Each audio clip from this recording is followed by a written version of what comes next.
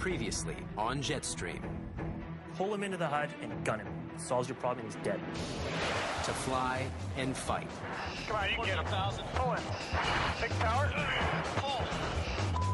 Patience, patience. The rookies get their first taste of air combat. We got him. We got him. Come on, Peppers, come on. There we go. There. Sweet. It's how you maneuver the jet to put yourself in a position to kill. Learning the deadly business of dogfighting. Fighting a hornet, kind of like a knife fight in an alley. You'll run in there, try to kill the opponent, and you'll be out of there before anyone else knows what's going on. And bringing out the killer instinct. Shoot him with something. You have the gun out, and you just pull out the bullets, okay? The pressure's on at fighter pilot school. She only got one weapon off all day? Yeah. Wow, okay. And they're running out of second chances. You know, you got to perform, because if you don't, then one step closer to being sent on your way.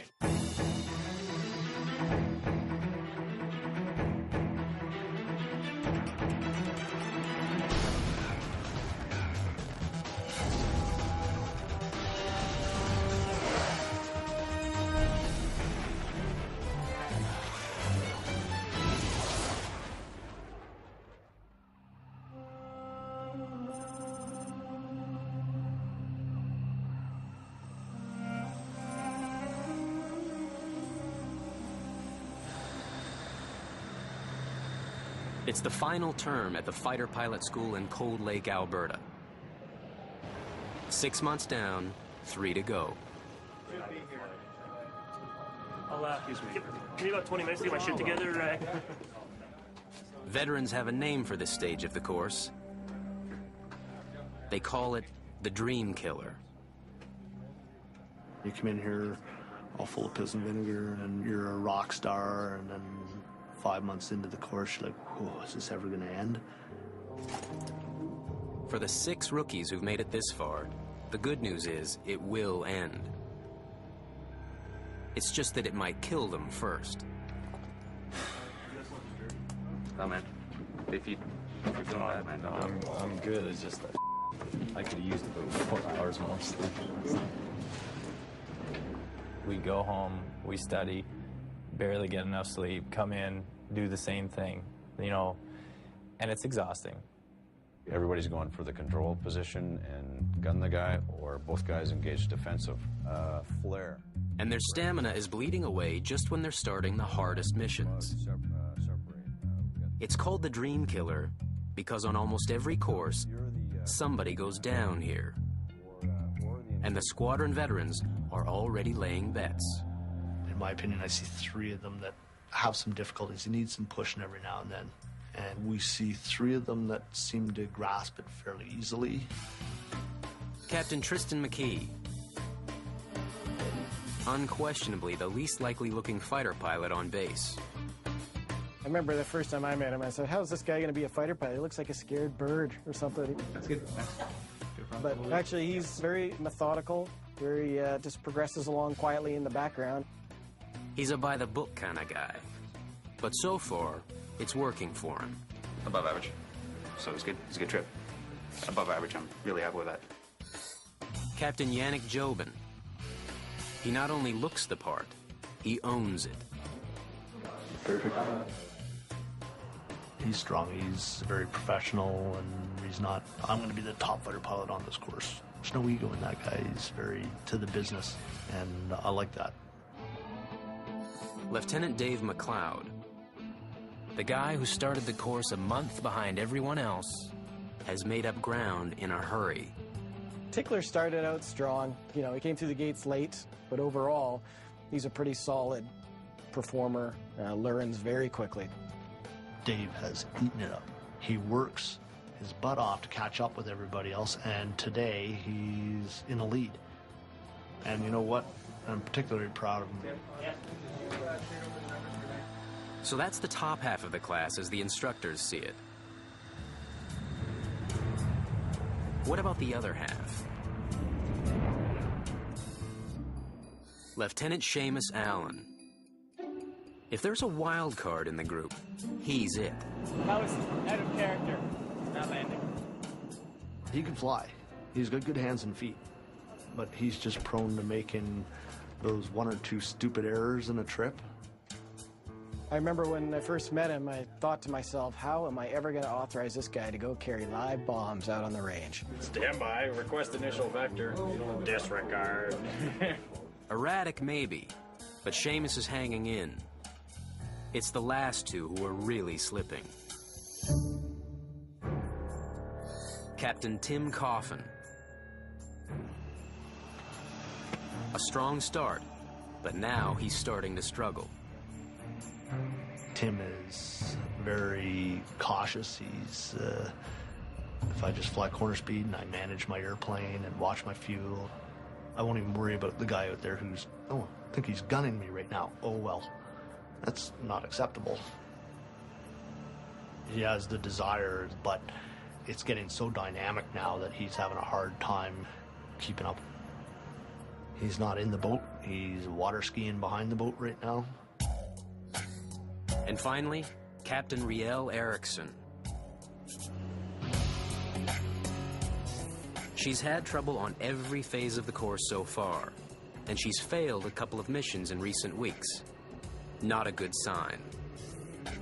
If she has a bad trip, it tends to magnify itself, and then you have to sit her down and go, relax, focus.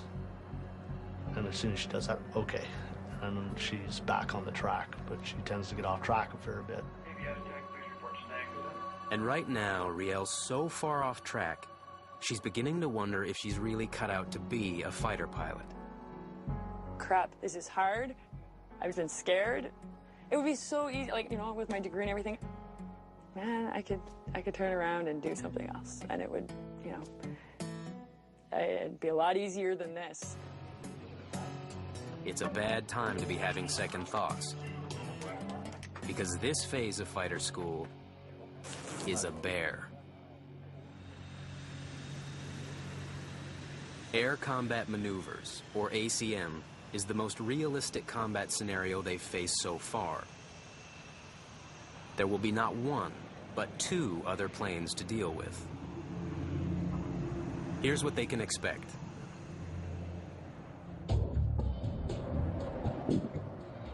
Lead, the Blue Jet, and the Bandit, Red, square off for a fight. The student in the Green Jet climbs up about a mile above the fight. His job is to identify the Bandit, tip his nose in, and shoot him. But without color coding, try distinguishing friend from foe, what they call who's who in the zoo.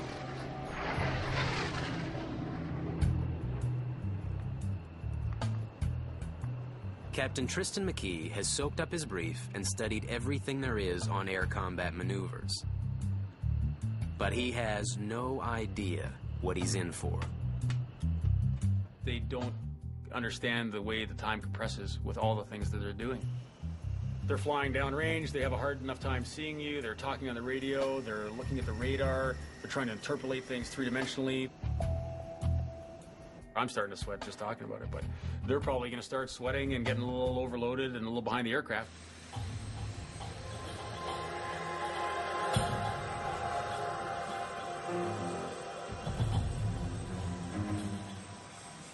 This will be what they call a 2 versus 1 fight. Lead.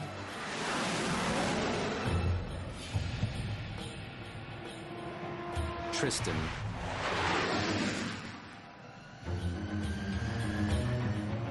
Bandit.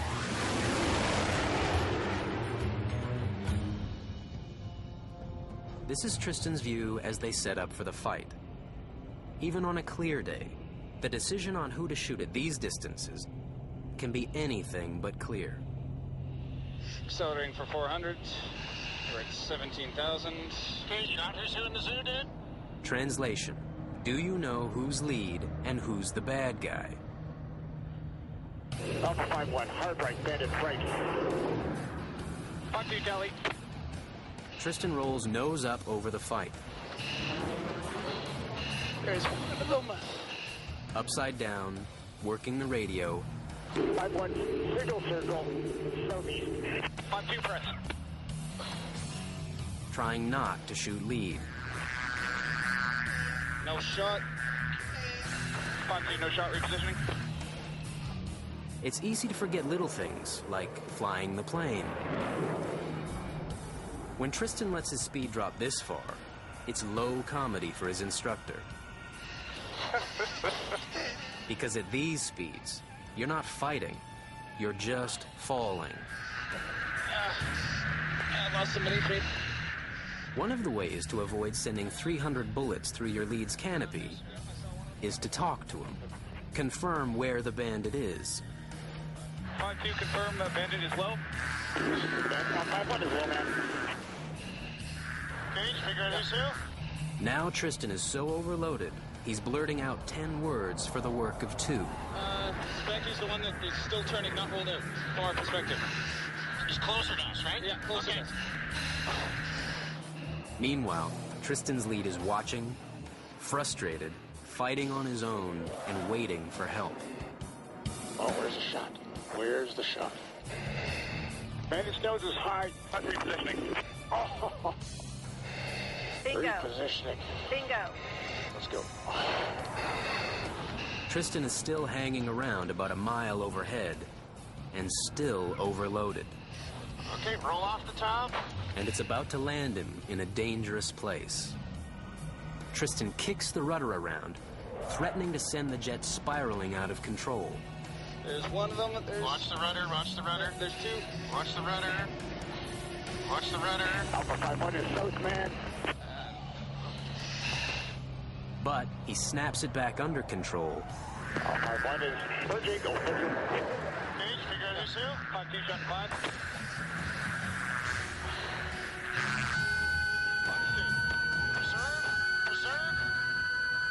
And finally gets a good shot off. Alpha 5-1 turning. 5-2 turning. 5-3 turning.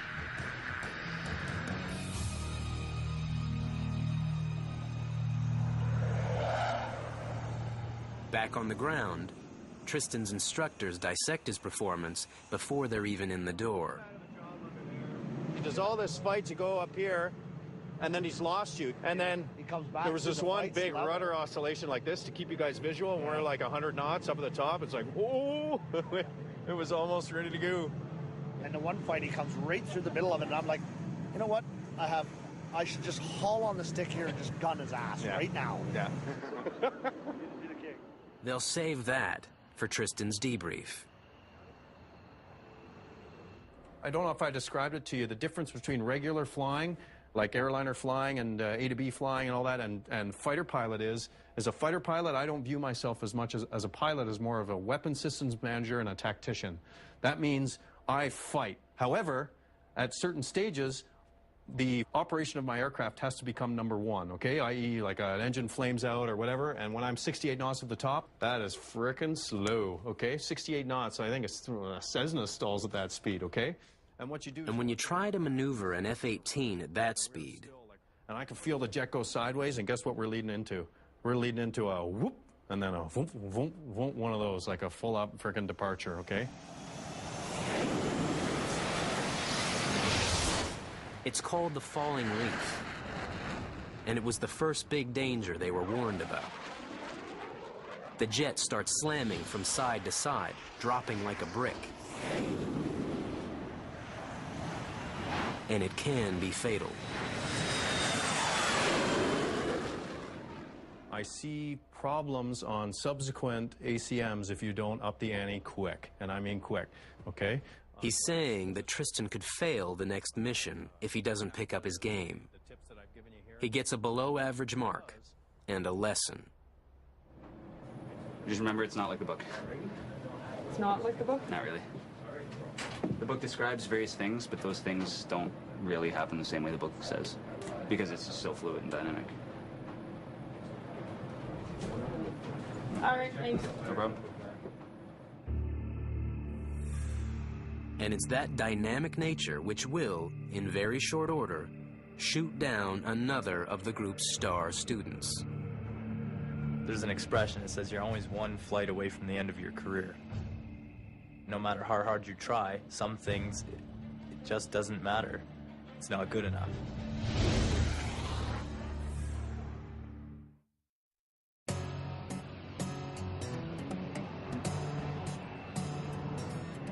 So mission objectives for today. Comms, mutual support, and right tactics, okay? So what that comes Dave McLeod is about to head out for his first air combat maneuvers mission. That's what it may look like to you, but it looks to him like this in this big altitude thing. So if you just say, And when it's the squadron standards officer flying lead, you want to get it right. so when you roll out, you got to take a snapshot of what you see and go, okay, lead is in the south, the bandit's in the north. You do get up here, let's say, and you look down and you go, I don't know who's who in the zoo. Okay, so what can you do? I know I need a status call. I need to make it easy for lead to give me a quick answer. Yep. Got the plan, now I just got to make the plan work. We'll see about that one. His nose may be why he got the call sign Tickler, but it's his flying that earned him the nickname Diamond Dave. The question is, can he keep the luster? Dave heads out with a simple plan, to keep the bad guy in his sights. Just to recage your head, comms, contracts, and game plan, okay? All right. Comms, communicate with lead. Contract, don't shoot lead. Game plan, try to stay one step ahead of the bad guy.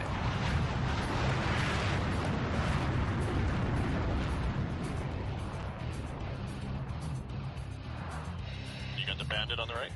Yeah, I am tally visual. Excellent. Stay that way all day, and we're gonna have a great trip, my friend.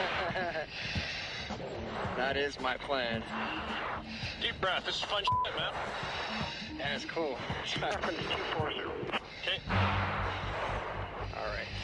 Kick his ass. Call it. 5-2. ID hostile, MiG-21.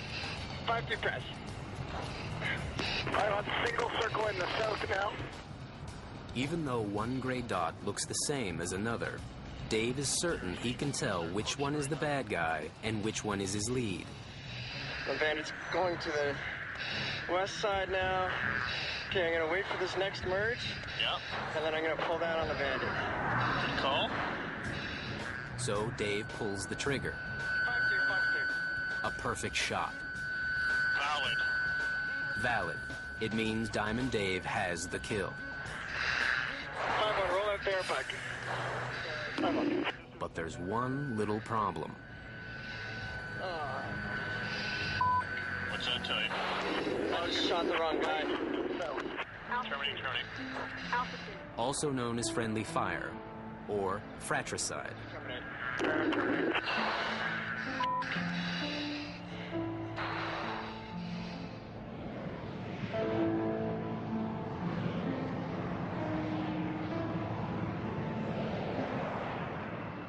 Dave McLeod has the look of a man with some explaining to do.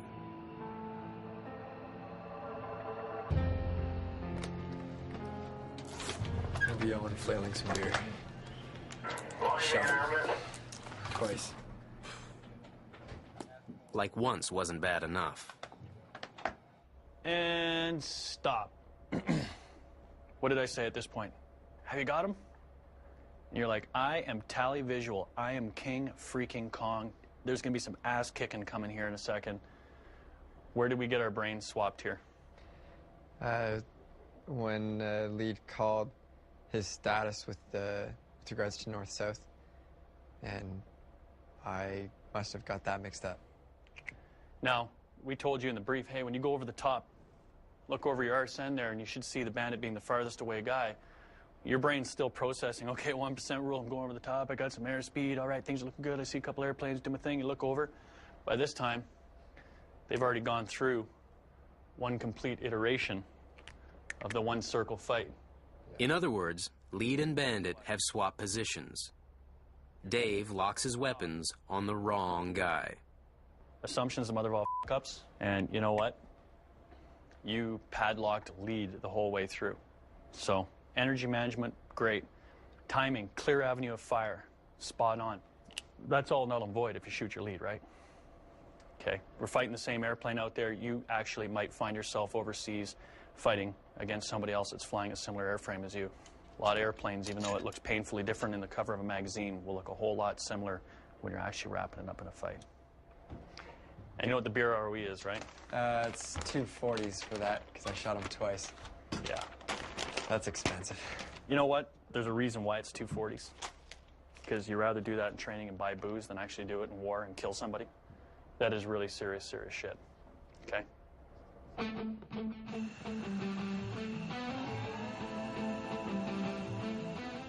On Dave's next attempt, a different twist. This time, it's the deputy commanding officer who'll be flying lead. Strap myself in good. I'm gonna take Tickler for a ride. And Spanky's not a guy you want to cross.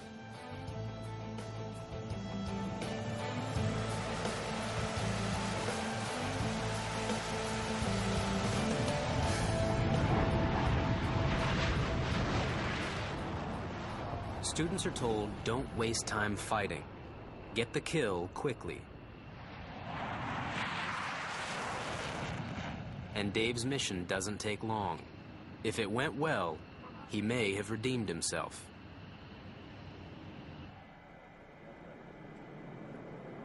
So, what'd you think? Overall, Yeah. pretty good. Really? Yeah. Dave's backseat instructor has a bad feeling.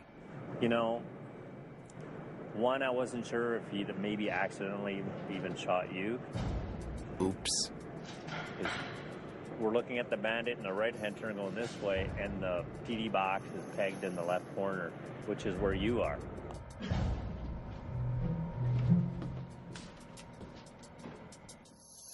Sure enough, the tape showed Dave may not yet be a fighter pilot.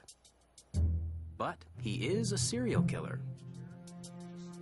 The second mission in a row, Dave shot his lead.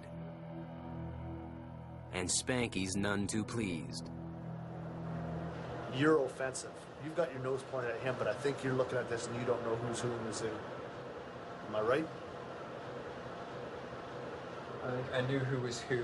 I think it was just a slow getting from neuron A to neuron B. That's how you go from star status to marked man in just 2 missions.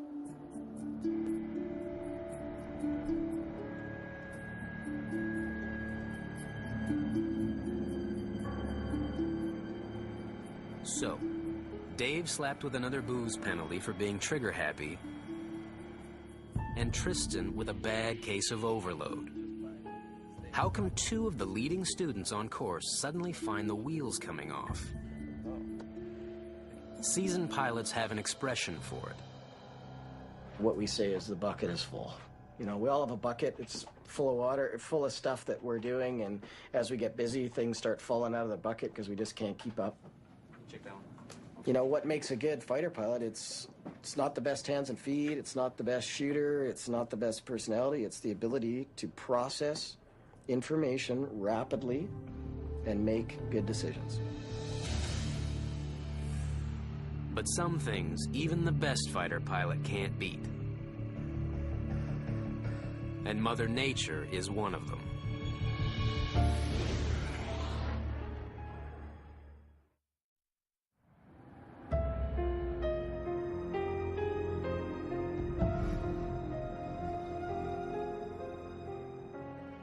In Cold Lake, Alberta, when the fog rolls in from the east, the odds of getting to fly go south. The weather was too bad for anybody to take off, so they canceled the whole morning. You're mentally prepared. You spent the last night, studying and getting ready, and well, there is a sexual analogy that could be used. Got all excited, worked up, ready to go. No release. No satisfaction.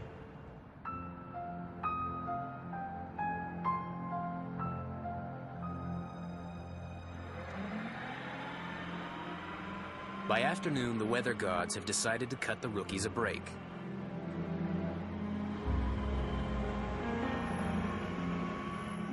Tim Coffin is the first one out, and he's got some catching up to do. In terms of weather, what you can anticipate out there, winds are 1. Dogfighting in the Hornet has been a struggle for Tim. He's got to learn what we're actually trying to teach here, as opposed to just take off the airplane and fly it in circles. There's a point in time when he has to do something to defend or to threaten. He's got to do something better. He's already had a couple of failed flights, and this is the same mission that tripped up some of the other students. Air combat maneuvers. 3 jets in the air. The 2 versus 1 fight.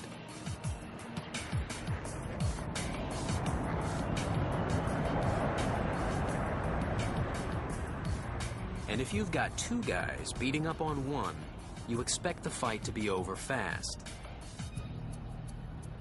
Bring it on. Bravo 6 on the carry, test the hostile. 5-2, press. And there he is. Let's see if we can come back in. 8 o'clock. Experienced fighters get into position, line up the sights, and kill in under 30 seconds. Altitude. 6-2, Taiwan. Pilot, switch. Bravo 6-1 engage. Students take longer than that. 6-2 now, the right-hand turn. The bandit is in your 7 o'clock now. Just deciphering good guy from bad. Looking. Look left, 9 o'clock, very high. But how long is too long? Air Force studies show in a 2 versus 1 fight, in the first 45 seconds, you have a 5-to-1 chance of killing the bad guy. 6-2, press. Bravo 6 up, hostile, MiG-29. All right, who's who, man? Right man, right below us is the bad guy. All right. Tim's been fighting for 1.5 minutes. 6-1, roll out now. Let's get down. Go. Fighting this long, his chance of surviving drops to 1-to-1. Bravo, break left. Continue. But finally, he reaches for that chance, edging in to make the kill. His radar and shoot cues line up. But he doesn't pull the trigger. His chance is gone. And now, it's getting dangerous. Bravo 60, press. For Tim. Tim's now dragged out the fight past 2 minutes. His chances completely reverse. Now it's Tim who has a 5-to-1 chance of dying in the clouds. When the fight goes this long, even your lead is begging to be put out of his misery. Oh, for the love of God, shoot us.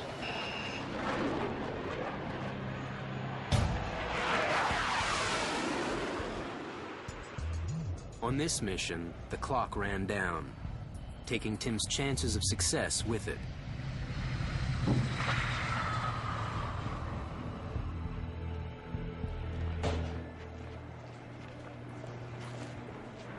Sweaty, manly looking.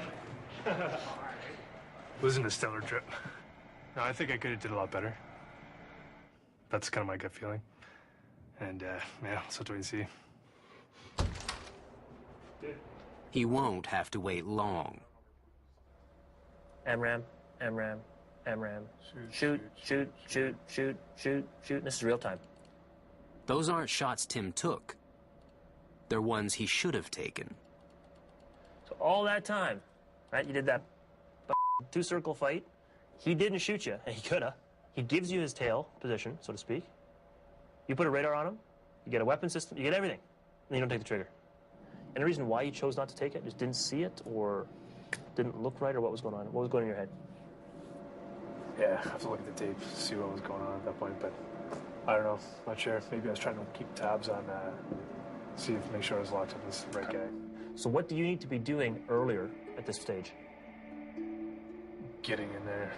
You need to kill faster. Tim is on that thin line between pass and fail. In all honesty, I don't know which way I'm going to go with this one yet, but I'm going to think on it. I'm going to go talk to standards and see what they think on this one, okay? Tim will have to wait for a ruling from the standards officer. He has 2 failures on his record already. One more could bury him.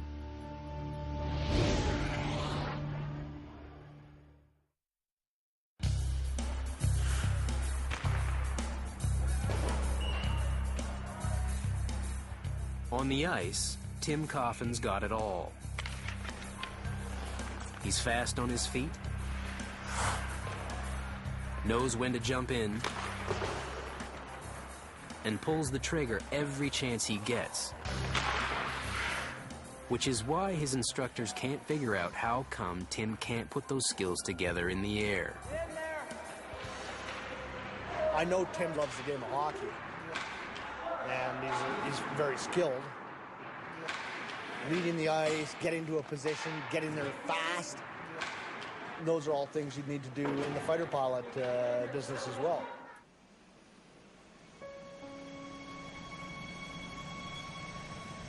But Tim won't be in this business much longer. If his instructors label his last flight a failure. He's not fighting the jet all that well. And I think a lot of that is just because he's working so hard trying to assimilate all the information, and it's just not all being assimilated. Long story short, basically his bucket is absolutely full. So I come to you with the question of, do we want to go down that road and potentially cause a time concern? Students only get so many hours flying time to finish the course, and Tim is running out of hours to repeat failed flights. I think if we do fail him on this trip, it could be a foregone conclusion that he's going to fail the next one, and, you know, that'll be the end of his fighter career. So I think we'll give him suitably low grade based on his performance today. However, I think we will send him on his solo. So you have to be careful, too, in how you present it to him. Don't say, dude, you got lucky, you scraped through, you got a bye, or whatever. Just say, you know what, we talked about it, and we are very confident that you're going to go up and do well. Oh, absolutely. No, I'm not going to tell him he's an ass. No, I know. But it's just kind of like he's going to be just hanging by a thread, and we want to show him that, you know what, we talked about it, we got confidence that you're going to go up and do it. And then he'll go, whew, all right, yeah, I can do this, you know. Yeah.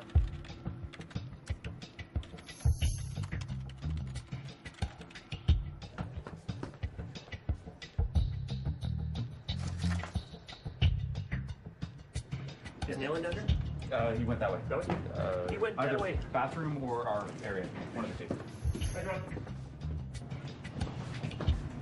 Neil? Yes. Yes. Here's the news. The good news is, you're going solo. All right? Okay. Phil and I talked about it. The things that are issues are not safety, so there was never any concern, and we and I briefed that in the trip, right? So what we're thinking is, instead of causing you the hassle of having one of us in your trunk going blah, blah, blah, blah, blah, we'll see if maybe it helps you to just have, you know, Tim in charge with nobody in the back going, dude, you should have done this, right? Yeah. So look at the stuff we talked to, your cards in your box, have a read through it. It's exactly a repeat of what you and I said. And just really sit down tonight, chair fly off, okay, what would I do here? What makes sense here? And really, there's only those 2 or 3 key things, okay? Okay. And clean those up tomorrow and finish the solo and move on to that shit, all right? Yep, no problem at all. All right, thanks. Cheers, man.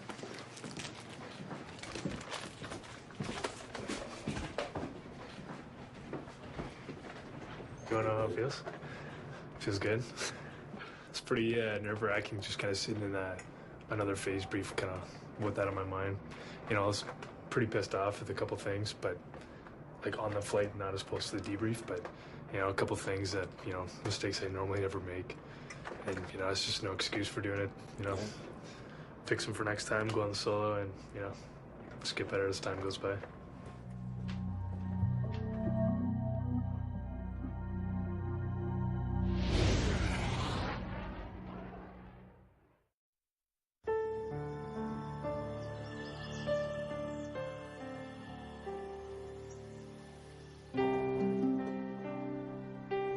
Every day for the past 6 months, Riel Eriksson has come home to study the manuals.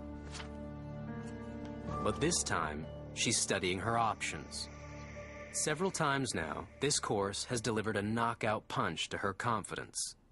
I'm having issues here. Touchdowns that were closer to smackdowns. Oh, that pissed me off. Yeah, just landing this thing is going to be a challenge, I think. Take it easy. The night formation landing that nearly turned fatal. I have control. You have control? We were probably one full oscillation from being completely out of control on the runway. Stare at him. Let it snag the lock. Then, more recently, Way to go. Roll out, look for him. a couple of badly botched missions. Awesome. Terminate. I was like, do I really want to fight? You know, I had to sit down and think on the good things, like, is this something I want to do? And kind of when I really thought about it, I was like, yeah, it's who I am now. So this is where I want to go, and I don't care what I have to do to get there. I'll do it. But that commitment means nothing unless she passes the next mission. There's so much riding on it, the squadron asks the camera crew to stay clear of her till it's over.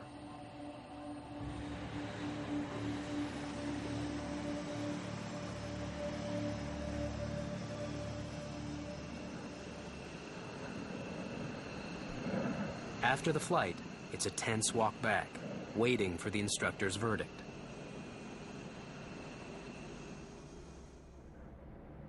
We had some good shots out there, some other shots that were probably good in combat, maybe one that was maybe just a bad lock. And then mid-time to kill, yeah, well, we were pressuring the bandit, and that's what you wanted to do. So good comms all day, good fight setups all day. Questions for me? No. Good job. Ooh. I'll leave you the tapes, and I'll write you a card. Sound good? Great. Sounds good. It was a must-pass mission, and she made it. 2 times. That trip was actually a lot of fun, and I was starting to see stuff. So I just feel like there's so much more to learn, and it's fun. So of course, then I want to be like, I want to go and learn it. I'm essentially just like going defense. Well, you are. We're always defense. Yeah. Everything is always the same. It's just one small step in a long road. And it will take a series of solid flights to convince her instructors that Riel is really moving forward.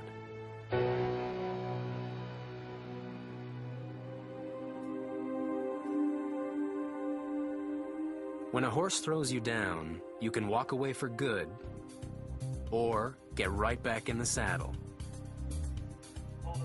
And Tim Coffin didn't get this far by being a quitter. He barely made it through his last mission, and this time, he'll be flying solo. There's a lot at stake, and his instructors are rooting for him. He'll either get a good initial shot, in which case it'll be over in a heartbeat and we can do another one of these, or it'll give him a bit more engaged time. It'll be a 15-second fight. Okay. Sounds good. He doesn't stand a chance. Hey, Naylor? Not done yet, sir. It's us again. Sorry. I think he understands it. I think he understands everything. He can recite all the right answers in the brief, knows his stuff cold. So I don't think it's a learning issue. What the issue with Tim is spare capacity.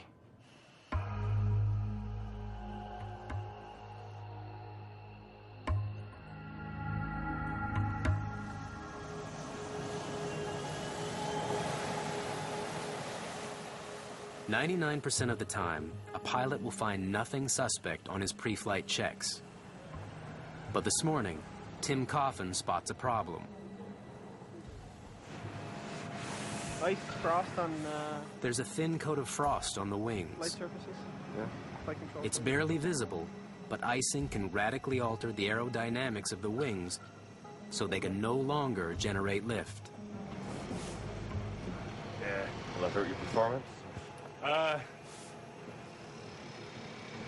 Yeah, I'm gonna double check with the guys inside, just to make sure. Don't want to screw up the solo, right? Problem is, it's still early in the season, and they haven't broken out the de-icer yet. The crew is banking on solar power. You can see as soon as the sun hits it, it's coming right off, so... Yeah, just sitting here when your flaps Yeah. By the time you get started Okay. and rotate, and even actually when you do your walk around, just come back. Within minutes, the sun has taken care of the crew's problems. Now it's up to Tim to take care of his.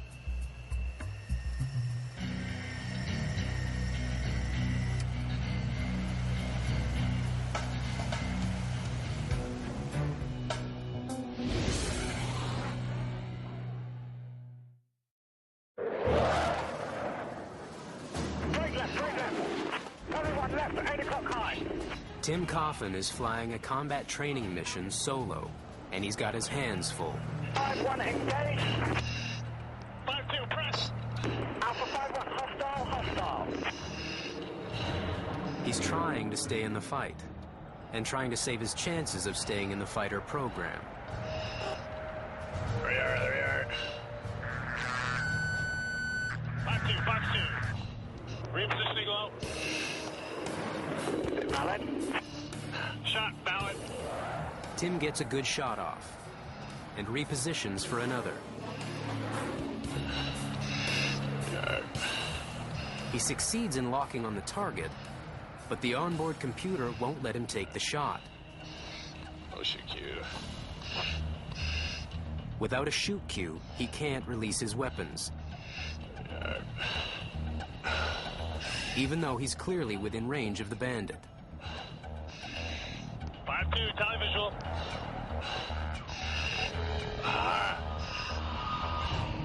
Repositioning.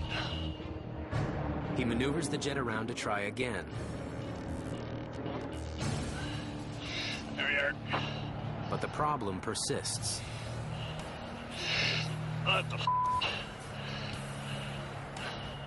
Tim tries one weapon after another, but still no shoot cue, and no idea why.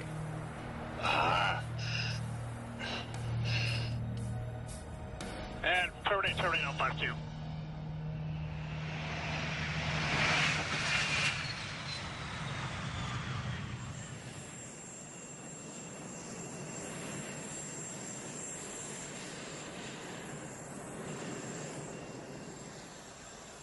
I'm not sure if it was me or the jet, but I had some problems just getting the, I got the lock itself, but actually getting the weapons off. The problem was not with the plane. It was with the pilot. Tim neglected to box sim, switch the jet's computer to simulation mode. And he didn't correct that mistake, even after hearing the reminder every rookie gets on takeoff. My one master arm safe sim box is weapons check. The sim box controls most of the weapons on board. When it's turned on, a pilot can see these symbols, including the crucial shoot cue. Because Tim didn't box sim, he was unable to fire 3 of his 4 weapons. To see that he's not getting the symbology he wants through the entire mission and not once getting on the radio and going, lead, I haven't got a single shoot cue, my symbology is not working, I don't know what's wrong. Any ideas, right? And then we probably would have, you get sim boxed? No. Yeah. I think for the level that the stage that he is at, he should have recognized that there's something wrong and sought to rectify that. Tim failed the flight, and his confidence is failing too. Yeah, I don't know. Just can't put 2 and 2 together, I guess. Makes no sense. And if you've got time on your hands while you're in the cockpit, you don't think... Tim's deputy commanding officer knows just how that feels. I've been where he is. You know, I've been against the wall, so whether we want to admit it or not, most of us have been up against walls. And it's the people who survive those stressful periods who can use that to their advantage to become solid in this business. And you won't do it all. You'll never fly the perfect mission, and that's not what it's about. Okay, but it's trying to achieve excellence. Make sense? Yeah, it does. Tim has just one last chance to prove that he deserves to be here.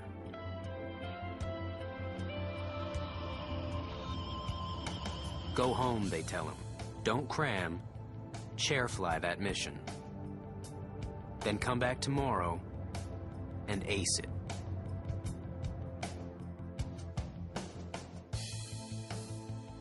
I guarantee you he will be laying in bed tonight counting the bumps in the ceiling, you know, just thinking about this, and there's nothing you can do to tone that down. If he doesn't show some drastic improvement on the next one, then he may very well be heading down a different career path. He's got to make it happen on this next one. That's next time on Jetstream.